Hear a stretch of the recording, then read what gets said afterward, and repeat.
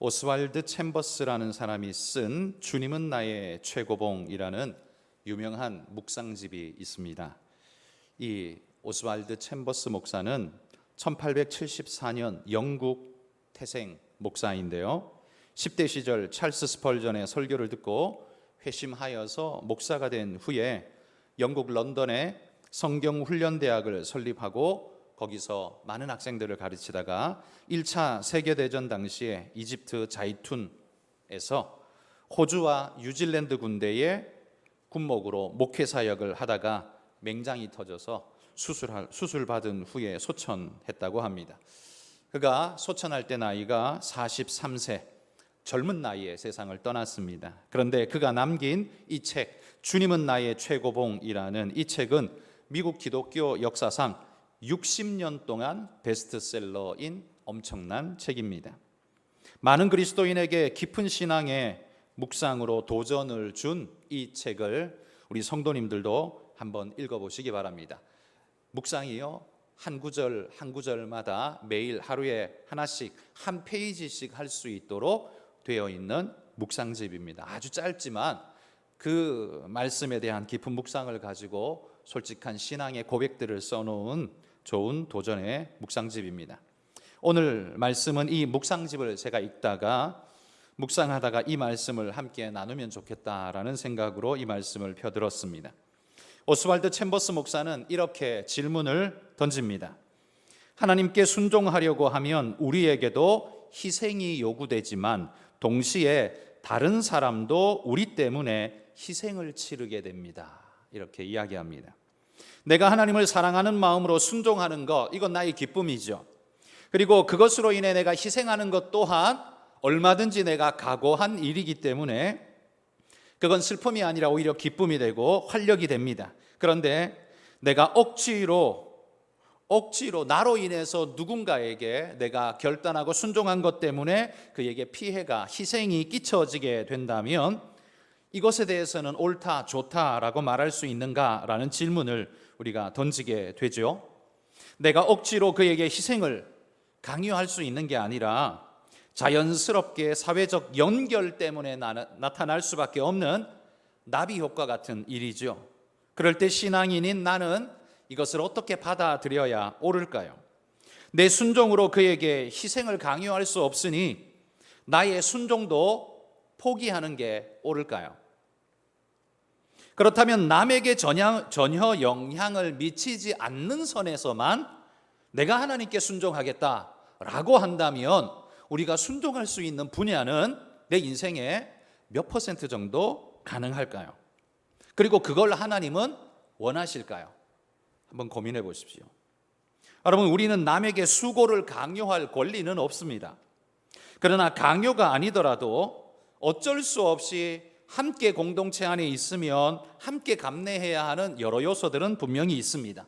수영장이나 바다를 한번 생각해 보십시오. 여름에 수영장에 바다 놀러 갔습니다. 옆 사람이 내 옆에서 막 다이빙을 합니다. 그러면 내가 원치 않지만 그 사람이 튀긴 물에 내가 맞을 수밖에 없지요. 그렇다고 그 사람 다이빙 못하게 하고 아무것도 못하도록 막아버릴 수 있습니까? 그럴 수는 없잖아요. 그러면 그런 영향을 전혀 미치지 않는 진공의 상태에서 그러면 나는 뭘 할 수 있습니까? 그런 곳이 있을까요? 나 혼자 무인도에 산다면 몰라도 그렇지 않은 다음에야 그런 일은 아마 있을 수 없을 겁니다. 요나는 하나님께 명령을 받았습니다. 니느웨로 가서 하나님의 심판을 선포하고 회개를 촉구하라는 명령을 받았습니다. 그런데 이 명령을 받았을 때 요나의 마음이 달갑지가 않았습니다. 왜냐하면 니느웨 사람들로 인해 이스라엘이 수없는 고통을, 정말 극심한 고통을 당했기 때문에 그 고통과 수치를 갚아줘야지 그들에게 회개를 촉구해서 구원을 안겨다 준다라는 거, 그건 도무지 하고 싶지 않은 일이었습니다. 만약 그들에게 구원이 올지도 모를 그런 선포를 요나가 하게 된다면, 여러분, 요나는 자기 동포 이스라엘 사람들에게 큰 죄를 짓는 일이 되지 않을까요? 나는 하나님께 순종했다 말할 수 있지만 이걸 절대 원하지 않는 이스라엘 동포들에게는 내가 죄 짓는 거 아닐까요? 그의 순종이 다른 이들에게 큰 불쾌감과 불이익을 던져준다면, 그래서 구원받아서 나중에 그 니느웨 사람들이 이스라엘을 쳐들어오게 된다면, 내가 한 것 때문에 그들이 살아나서 다시 쳐들어온다면 그 책임을 요나가 다 질 수 있을까요? 요나가 그런 고통을 이스라엘에게 지울 권한이 있을까요? 만약 요나가 그 명령을 불순종하고 다시스로 그냥 쭉 가버렸다면 이스라엘 사람들에게는 아마 피해를 주지 않을 수 있었을 겁니다. 니느웨는 자신의 죄악에 대한 심판의 값을 받았을 겁니다. 자, 그럼 이게 정의일까요? 그렇다면, 만약에 그게 정의라면 요나의 불순종이야말로 정의로운 일이 될 것이며 그거야말로 진짜 선이 되지 않을까요? 예수님은 하나님의 원대한 구속 역사의 계획을 따라 순종하여서 십자가를 지셨습니다. 오늘 본문이 그거죠. 그런데 문제는 주님의 순종이 구레네 시몬에게 많은 피해를 입히게 했다는 겁니다. 본의 아니게요. 예수님이 원해서 한 건 아니지만 본의 아니게 그렇게 돼버렸습니다. 이 구레네 시몬은, 구레네, 아프리카에 있는 나라 아닙니까? 아프리카 대륙 구레네에서 예루살렘까지 찾아온, 왜 왔을까요? 유월절을 지내기 위해서 찾아온 순례객이었습니다. 예배드리러 온 사람이라는 거죠. 성전에 올라가서 하나님께 경배하고 기도드리며 자신의 경건을 위해 큰 마음 먹고 저 멀리서부터 오랜 시간을 투자해서 예루살렘까지 찾아왔습니다. 그런데 죄수 예수의 십자가 행렬에 맞닥뜨려서 죄인의 십자가를 짊어지게 되어버렸습니다. 당시 로마법에는 오리까지는 군병들이 무조건 징발하면 징발할 수 있는 권한이 그들에게 있었습니다. 징발권이 있었다는 거죠. 오리까지는 가능했다는 겁니다. 싫다 좋다 소리도 못하고 끌려가서 십자가를 대신 지고 죄인을 접촉해야만 하는 상황이 벌어졌습니다. 여러분, 이때 구레네 시몬에게 발생한 피해는 무엇일까요? 첫 번째, 물리적 고통을 받아야 했습니다. 왜요? 멀쩡한 사람이 이유도 없이 십자가를 져야 되니까 물리적 고통 아닙니까? 안 져도 되는 거. 두 번째, 시간을 뺏겨야 됩니다. 자기는 지금 갈 곳이 따로 있는데 여기에 징집되어서 강제로 지금 끌려가야 하는, 시간을 뺏겨야 합니다. 저같이 시간을 소중하게 여기는 사람한테는 이거 굉장히 심각한 문제가 벌어지는 겁니다. 셋째, 부정을 덧입게 됩니다. 왜냐하면 그 사람은 죄인이기 때문에 그의 부정이 그와 접촉, 십자가 함께 지면 접촉할 수밖에 없죠. 부정을 덧입게 됩니다. 부정을 덧입게 되면 뭐가 또 문제입니까? 넷째, 성전에 올라갈 수 없습니다. 왜? 부정한 자는 성전에 못 올라가니까요. 그거 씻을 때까지는, 정결케 될 때까지는 못 올라갑니다. 그 시간 최소 하루에서 많으면 7일까지도 보내야 하는 겁니다. 성전에 못 올라가는 건 자신의 원래 목적, 예배와 기도, 경건 생활에 장애가, 심대한 장애가 와버리는 거죠. 자기가 예루살렘에 왜 왔는데 이 예수 때문에 그것 자체가 막혀버린 상황이 벌어지죠. 심각한 피해가 온 겁니다. 네 번째, 다섯 번째는요, 경비의 손해가 막심합니다. 그 구레네 아프리카에서 예루살렘, 이스라엘의 예루살렘까지 오려면 며칠이 걸렸을까요? 그 오는 동안 먹어야 할, 사 먹어야 할 음식값, 여러 가지 경비들, 그 경비들은 고스란히 성전에도 못 올라가고 죄를 뒤집어 쓴 상태, 부정을 뒤집어 쓴 이 상태에서는 그 모든 경비가 다 날아가 버린 겁니다. 쓸데없는 일이 돼버린 일이 된 거죠. 자, 보십시오. 구레네 시몬이 예수님 십자가 한번 대신 져줬다가 5가지의 피해를 입었습니다. 엄청난 거지 않습니까? 예수님은 구레네 시몬에게 큰 민폐를 끼친 겁니다. 예수님은 하나님께 순종했을지 몰라도 구레네 시몬에게는 막대한 피해를 입혔다는 겁니다. 여러분, 내게 순종의 자유가 있다고 해서 남에게 해를 끼칠 자유까지 내게 있다라고 말할 수는 없겠죠. 자, 그렇다면 나의 순종은, 그러면 그것 때문에 제약받아서 순종하지 말아야 할까요? 자, 이럴 경우 무엇이 답인 겁니까? 여러분은 어떻게 생각하십니까? 이럴 경우에 우리는 어떻게 해야 되는 겁니까?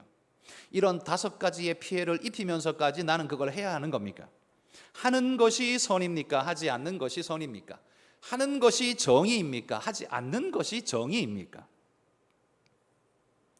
저는 이 질문을 곰곰이 생각해 보며 제 나름대로, 이건 저 개인적인 겁니다, 제 나름대로 3가지의 답을 이렇게 내놓을 수 있을 것 같습니다. 뭐 이게 꼭 정답이다 이렇게 말할 수는 없지만 제가 나름대로 내놓는 답은 3가지입니다. 첫 번째, 짐을 지우지 않는 것이 선이라는 생각은 그건 단순한 생각일 뿐이다. 이게 첫 번째입니다. 짐이 나쁜 것이라는 단순 도식은 너무나 단편적이라는 말이죠. 오히려 짐 때문에 우리가 성장하고 성숙하고 관계가 넓어지고 이해의 폭이 넓어지는 효과를 우리 삶에서 많이 누립니다. 그러므로 짐을 진다는 것 자체를 무조건 악이라고 규정하는 건 그 정의 자체가 너무 단순한 생각일 뿐이다라는 거죠.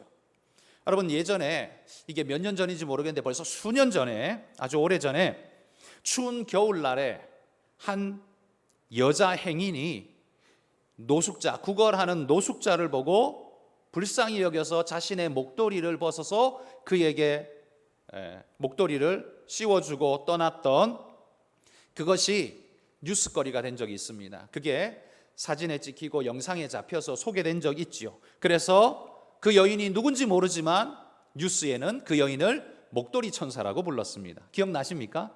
목도리 천사라고 불렀습니다. 자, 그런데 이 노숙자의 등장은 이 여인에게는 짐 아닐까요? 짐이었습니다. 심리적 짐. 뭐요? 해야 돼 말아야 돼. 벌써 여기부터 고뇌를 던져주고 있지 않습니까? 불쌍하다는 마음과 함께 도와야 하지 않을까라는, 근데 난 지금 바쁜데, 나 지금 가야 되는데, 이런 혼란이 그의 마음속에 아마 들었을 겁니다. 그 노숙자가 없었으면 생기지 않았을 일이죠. 노숙자가 던져준 혼란이었습니다. 짐이었습니다. 그냥 가던 길 가는 것보다는 훨씬 불편한 일이 생긴 거죠. 게다가 이 추운 날씨에 자기 목도리를 벗어줘야 되니까 자기는 그만큼의 추위를 감내해야 하는 수고가 찾아오게 된 겁니다. 그런데 이 여인은 자신의 심장에서 들려오는 이 선한 양심의 소리에 순종하여서 자신의 목도리를 벗어 주었습니다. 스스로 짐을 진 거죠. 그런데 이 사건 이후에 그녀는 갑자기 천사가 되어버렸습니다. 뉴스에 그 사람을 목도리 천사라고 불렀습니다.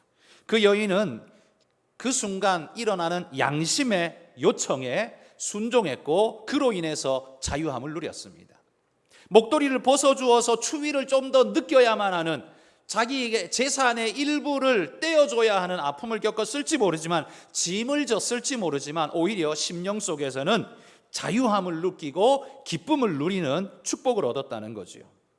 누구에게도 부끄럽지 않은 떳떳함을 얻었습니다. 이건 그 짐이 가져다 준 축복이었습니다. 사실 계산한 건 아닌데 짐이 가져다 준 축복이었습니다. 짐이 곧 악이다. 짐 지우는 건 나쁜 것이다 라는 도식이 틀렸다는 걸 보여주는 좋은 예라고 저는 생각합니다. 그래서 여러분, 사랑의 짐은 축복이 된다. 성경은 늘 우리에게 그렇게 가르쳐 줍니다. 그래서 성도들은 서로 사랑의 짐을 지라, 이렇게 성경이 우리에게 요청하고 있습니다. 그러므로 짐을 진다는 것, 짐을 지운다는 것 자체가 무조건 나쁘다라고 단순히 말하는 것 너무 단편적인 해석이다라고 첫 번째 말해볼 수 있을 것 같습니다. 두 번째는요, 사회 공동체라는 것은 불가항력적 영향력을 이미 수용하겠다고, 그게 나한테 조금 불편할지라도 수용하겠다라고 전제한 삶이라는 겁니다. 그게 사회 공동체라는 거죠. 제가 앞에서 수영장이나 바다에서 옆 사람이 다이빙할 때 물 튀는 악, 물이 내게 튀는, 내가 원치 않는데 내게 물을 튕기는 악이 발생한다. 수영장에 가면 그랬죠. 그 사람은 옆 사람을 악에 빠뜨리지 않기 위해 절대 다이빙하면 안 됩니까? 물장구 치면 안 됩니까? 만약 그러려면 그 사람은 아무도 없는 태평양 한가운데 가서 수영을 해야겠죠? 그런데 이게 말이 됩니까? 여러분, 수영장이나 해수욕장이라는 건 이미 물이 튈 것을 전제하고 가는 곳입니다. 튀어도 나는 거기에 개의치 않습니다라는 걸 전제한 사람만이 가는 거죠. 이게 사회적 허용과 동의라는 겁니다. 이미 그가 그곳을 택했다는 것 속에 이미 그 허용, 동의가 이미 그 안에 들어있다는 거예요. 이게 암묵적 사회 협약입니다. 사회 공동체는 이런 암묵적 동의 위에서 진행되는 겁니다. 내가 크게 숨을 쉬면 내 옆에 있는 사람은 그만큼 숨 쉴 공기가 줄어듭니다. 자, 그렇다고 내가 숨을 안 쉬어야 됩니까? 그렇다고 해서 내가 그거 피해 보상을 해줘야 됩니까? 안 합니다. 왜요? 그건 이미 우리끼리 사회라는 공동체가 암묵적 동의 속에서 살아가는 거기 때문에 그렇습니다. 따라서 여러분, 하나님께 순종하는 일로 본의 아니게 타인에게 영향을 미치게 되는 것은 모두가 동의하고 사회에 참여한 암묵적 동의 위에서 진행되고 있는 것이라는 걸 감안할 때 우리가 그걸 너무 주저할 필요는 없다라는 말입니다. 이 때문에 순종을 포기하는 건 아예 옆 사람이 있으면 나는 숨도 안 쉬겠습니다 라고 말하는 것하고 똑같은 말도 안 되는 이야기가 될 뿐이라는 거죠. 자, 두 번째 이유는 사회 공동체 자체가 암묵적 동의를 이미 하고 있는 거기 때문에 그것 그렇게 회피할 이유가 없다라는 것입니다. 세 번째는요, 순종으로 인해 발생되는 이 짐이라고 표현되어지는 영향력. 이게 뭐 자기가 즐거워하든 힘들어하든 어쩔든 상관없이 그게 내게 미치는 영향력은 하나님이 책임지신다는 사실입니다. 그게 세 번째 이유입니다. 그 당시 구레네 시몬은요, 스스로를 피해자라고 생각했을 겁니다. 아마 십자가 쥐면서 막 자꾸 쓰러지는 예수님을 한 손으로는 막 일으켜 세우면서 나 십자가도 무거워 죽겠는데 이 사람 정말 나한테 귀찮아 죽겠네 이런 생각이 들지 모르죠. 자기 스스로가 굉장한 피해자라고 생각했을 겁니다. 예수님의 순종 때문에 애꿎은 시몬이 지금 덤탱이를 쓰고 있는 거죠. 그러나 여러분, 구레네 시몬은 이 피해 때문에 어떻게 됩니까? 주님을 알게 되고 복음을 듣게 되고 구원에 이르게 됩니다. 자기만이 아니라 자기 가족 전체가 구원에 이르는 축복을 누리게 됩니다.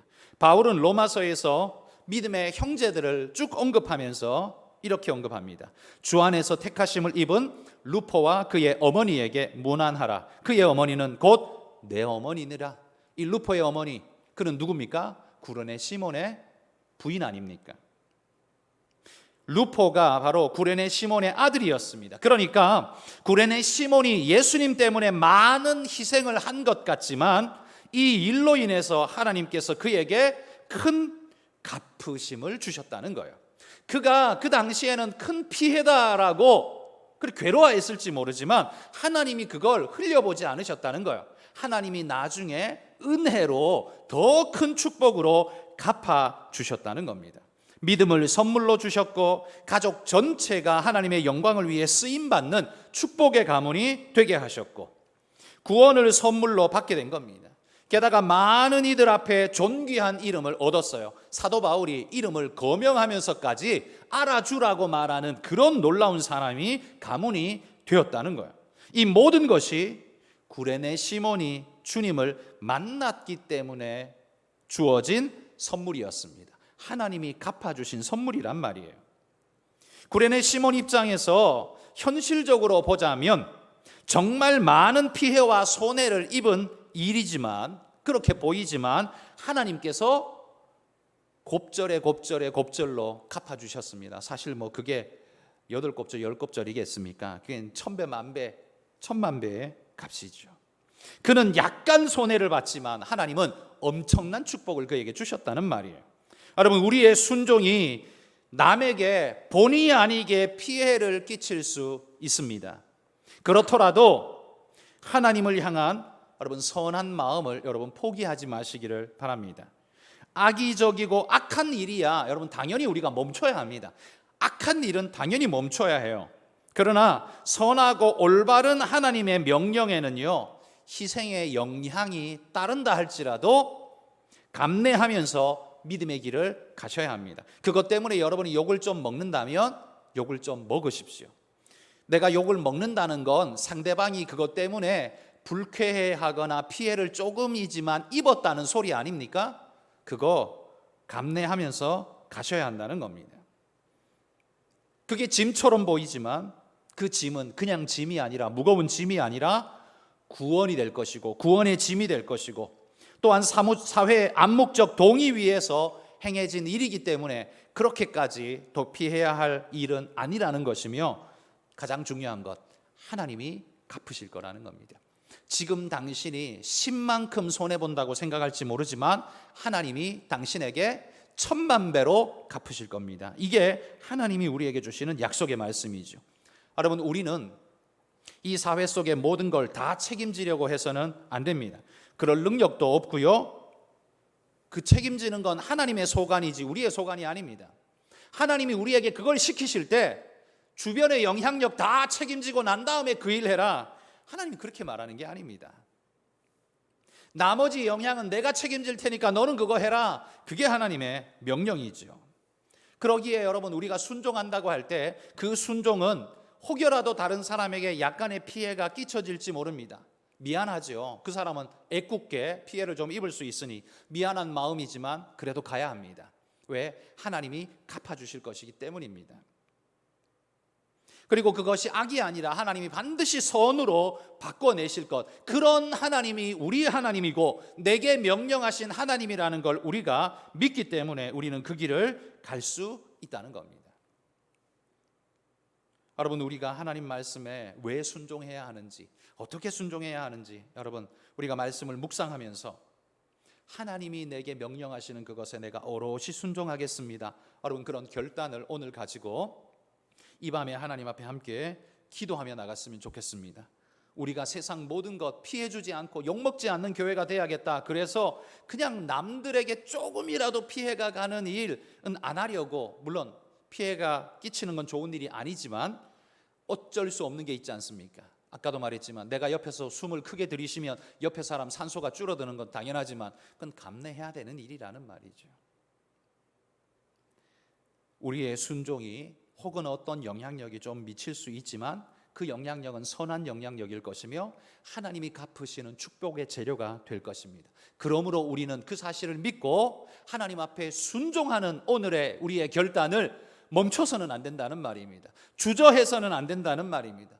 결단하고 나가셔야 한다는 말입니다. 이 사람 저 사람 계산하면서 그거 다 봐주는 게 그게 좋은 일, 옳은 일은 아니라는 말입니다. 하나님이 몰라서 그거 시키시겠습니까? 하나님의 생각이 짧아서 그걸 우리에게 시키시겠습니까? 하나님이 그거 계산 다 하고 계십니다. 구레네 시몬아, 네가 시간 손해보고 돈 손해보고 육체적 피로도 손해보고 성전에 바로 못 올라가서 영적인 손해보고 이 많은 손해를 네가 다 본다고 생각할 수 있겠지만 이것과는 비교도 안 되는 축복을 내가 너에게 준비해놓고 반드시 내가 너에게 주리라. 여러분, 이게 하나님의 약속이라는 사실을 믿고 하나님 앞에 순종으로 오직 나아갈 수 있는 그런 믿음의 성도들이 다 되시기를 주의 이름으로 축복합니다.